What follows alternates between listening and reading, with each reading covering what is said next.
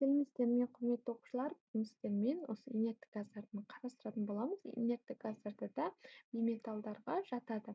Жалпы инерттік газдар дегеніміз ол периодтық жүйеде 18-ші топта орналасқан элементтер. Олар өте тұрақты, химиялық реакцияға сирек түседі, сондықтан да инертті деп аталады. Бұл газдар табиғатта көбінесе жеке атом, яғни моноатом түрінде кездеседі. Жалпы инерттік газдар ол сыртқы электрондары қабаттары толық болған негізі гелий, яғни гелий 2 электронды, одан басқа инерттік газдар басқасы барлығы 8 электрон, сондықтан олар өте тұрақты, реакцияға да өте сирек түседі. Олар кеңістікте, яғни жеке атомдары жеке күйде болады, яғни моноатом күйде, молекулалар түзбейді, әлсіз ван дер Валес күштермен ғана байланысқан.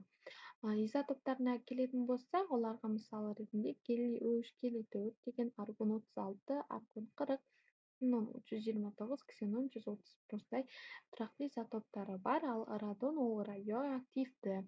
Енді ашылу тарихына келетін болсақ, инерттік газдар негізі 19 ғасырда соңында ашылған Вильям Рамсай, Лорд Раллих осыларды, яғни аргон, неон, криптон, ксенон ашқан болатын.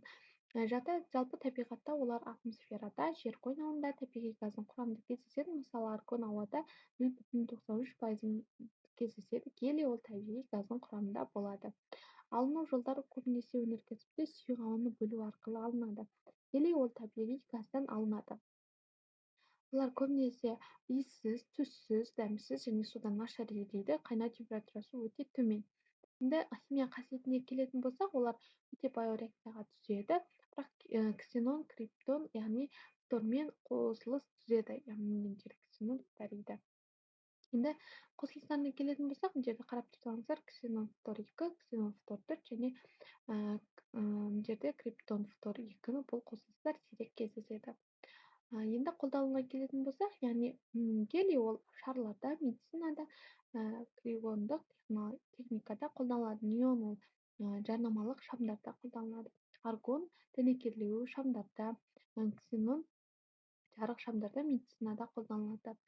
Енді жалпы осы инерттік газдар туралы қызықты мәліметтер келетін болсақ, гелий ең жеңіл газдардың бірі, неон шамдардың түрлі түсті жарық береді. Аргон ауаның құрамында бар, радон радиоактивті және қауіпті. Зертханада жұмыс жасаған кезде оның тұншығу қаупіне сақ болу керек, жабық жерде қолданбау, яғни қысыммен жұмыс істеген кезде абай болу керек.